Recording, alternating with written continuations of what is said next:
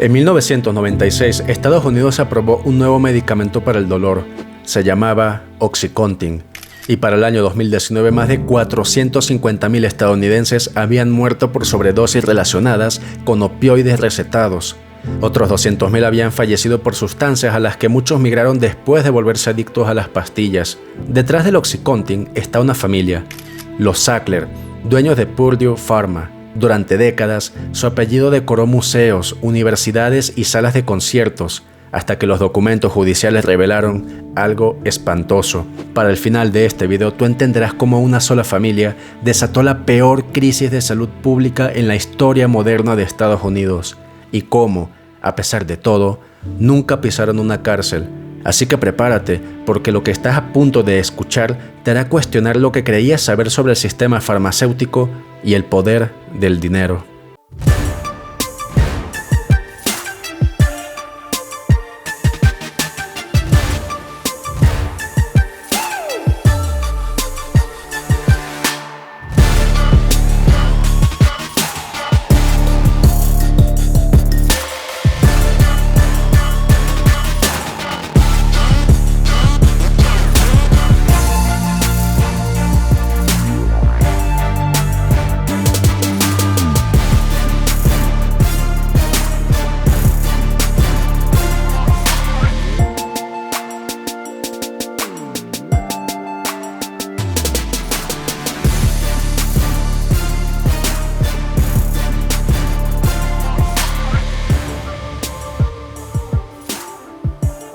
En 1980, el New England Journal of Medicine publicó una carta titulada Adicción poco común en pacientes tratados con narcóticos. El autor, un médico llamado Herschel Jick, había revisado registros de 11.882 pacientes hospitalizados que recibieron opioides.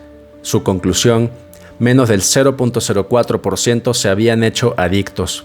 Esta carta nunca supuso un estudio, fue simplemente una observación sobre un conjunto de pacientes en un corto periodo de tiempo. El artículo concluyó que la adicción no era común. Purdue Pharma, sin embargo, la convirtió en el argumento central de su campaña de marketing. En las presentaciones a médicos, en revistas promocionales y la televisión, Purdue Pharma seguía diciendo lo mismo, que el OxyContin provocaba adicción en menos del 1% de las personas. Esa frase se usó para vender OxyContin a millones de pacientes ambulatorios que tomarían la sustancia en casa, sin supervisión durante meses o años. Era científicamente irresponsable y Purdue Pharma lo sabía. Para entender cómo OxyContin llegó al mercado hay que conocer a Curtis Wright.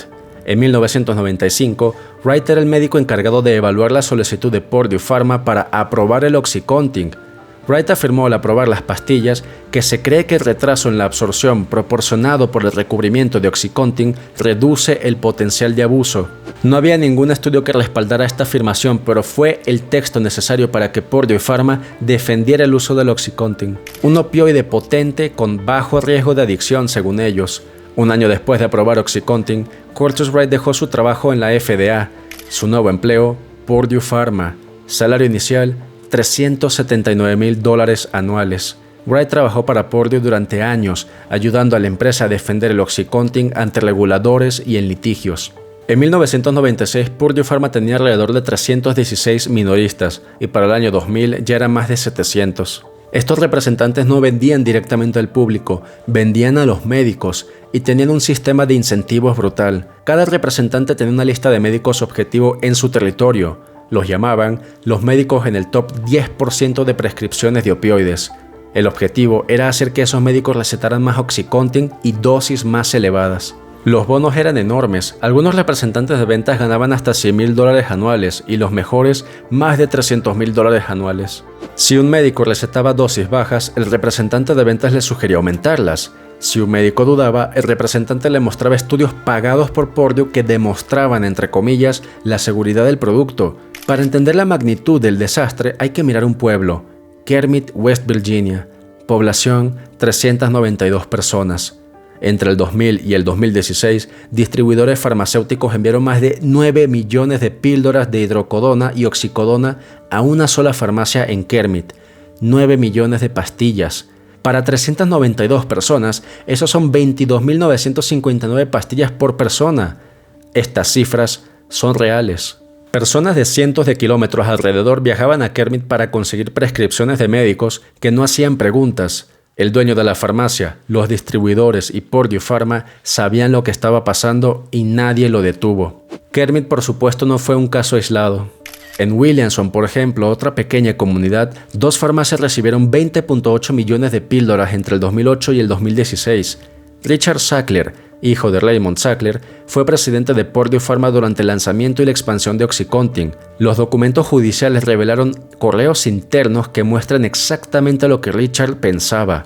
En el 2001, cuando Purdue enfrentaba sus primeras críticas por los casos de adicción, Richard Sackler escribió un email sugiriendo culpar a las víctimas para que la compañía fuera temida. En otro correo, Richard escribió que quería que Purdue fuera temida como un tigre por cualquiera que cuestionara la seguridad de OxyContin. En el 2007, el peso de la evidencia era imposible de esconder. Miles de casos de adicción, cientos de muertes, reportes de abusos en todo el país. La acusación era clara. Purdue había mentido sobre el riesgo de adicción de OxyContin. Había entrenado a sus representantes de ventas para minimizar los peligros. Había promovido el medicamento para usos no aprobados. Purdue finalmente se declaró culpable, pagando $634 millones en el 2007. Michael Friedman, el CEO, Howard Udell, abogado general, y Goldenheim, que era el director científico, también se declararon culpables de un cargo de delito menor cada uno. Sus condenas, libertad condicional de 3 años y una multa de $35 millones en total. Ninguno fue a prisión. Y aquí está lo más importante, ningún miembro de la familia Sackler fue acusado de nada. A pesar de los correos que mostraban la participación directa, de que controlaban la empresa, de que aprobaron cada estrategia de marketing, los fiscales decidieron no procesarlos. ¿Por qué? Porque probar intención criminal individual es difícil, porque los Sackler tenían los mejores abogados del mundo, porque el sistema legal estadounidense protegió a los dueños. Para el 2007, Purdue Pharma había ganado más de $35.000 millones con el OxyContin. La multa de 634 millones representaba menos del 2% de esas ganancias. Literalmente, era el costo de hacer negocios. Incluso poco después del juicio del 2007, los Sackler sabían que vendrían más demandas, por lo que hicieron lo claro y obvio, sacar su dinero de la compañía. Entre el 2008 y el 2018, la familia Sackler retiró más de $11.000 millones de Purdue Pharma para transferirlos a cuentas personales, fideicomisos familiares y bancos en el extranjero. Gran parte del dinero fue a Suiza, donde las leyes de privacidad bancaria protegen los activos de litigios extranjeros. Los Sackler sabían muy bien que Purdue Pharma eventualmente colapsaría bajo el peso de las demandas, así que vaciaron la empresa antes de que eso ocurriera. En 2010, Purdue reformuló OxyContin para hacerlo más difícil de abusar. La nueva versión era más difícil de triturar o de disolver, lo que dificultaba inyectarla o inhalarla. Para entonces, sin embargo, millones de estadounidenses ya eran adictos al OxyContin y cuando ya no lo pudieron obtener porque simplemente estaba reformulado o porque los médicos ya no lo recetaban tan fácilmente, migraron a alternativas más baratas y más peligrosas. Para que te des una idea, el precio de la heroína en Estados Unidos cayó dramáticamente en la década del 2010. De hecho, aquí puedes ver el precio desde 1986. 1 gramo de la sustancia costaba tan solo una fracción del precio de una dosis de OxyContin en el mercado negro. Los fallecimientos, lógicamente, se dispararon. Y luego llegó el fentanilo, 100 veces más potente que la morfina. Los criminales comenzaron a mezclarlo con otras sustancias para aumentar su potencia. El problema, una dosis mal calculada es letal, y tan solo en el 2022 casi 83.000 personas fallecieron. Purdue Pharma claramente creó la demanda de estas sustancias.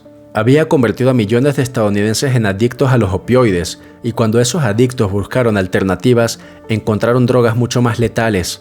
En el 2019, enfrentando más de 3.000 demandas de estados, ciudades y víctimas, Purdue Pharma se declaró en bancarrota. Y como parte del plan, la familia Sackler ofreció a pagar entre $4.500 y $6.000 millones a lo largo de varios años para resolver todas las demandas. A cambio, querían inmunidad permanente. Sin embargo, en el 2023, la Corte Suprema de Justicia bloqueó el acuerdo. En enero de este año, después de varios meses de negociaciones, se alcanzó un nuevo acuerdo. La familia Sackler y Purdue Pharma pagarían $7.400 millones para resolver demandas en 15 estados y miles de víctimas. Es el acuerdo más grande en la historia de la crisis de opioides. El resto de la familia vive tranquilamente en Nueva York, Londres y otras ciudades. Han perdido su reputación. Los museos han quitado su nombre, las universidades rechazan sus donaciones, pero son libres. Mientras tanto, más de 700.000 estadounidenses han muerto por sobredosis desde el año 1999. Esto es más que todas las muertes de estadounidenses en la Primera y Segunda Guerra Mundial juntas, y detrás de esa cifra hay una sola familia que sabía exactamente lo que estaba haciendo. Los Sackler diseñaron, aprobaron y supervisaron cada aspecto del OxyContin. Sabían que la droga era adictiva y aún así presionaron por vender más. Esta es la historia del crimen corporativo perfecto. Cometer un delito tan grande, con consecuencias tan devastadoras, que el sistema legal no sabe cómo procesarlo. Y si tienes suficiente dinero, suficientes abogados, suficiente paciencia, puedes salirte con la tuya. Si el video te gustó, recuerda suscribirte al canal y compartirlo, así como dejar tu comentario. ¿Sabías que la crisis de opioides fue causada por una sola familia? Sin más, te agradezco mucho por tu tiempo y nos vemos en el siguiente video. Cuídate mucho.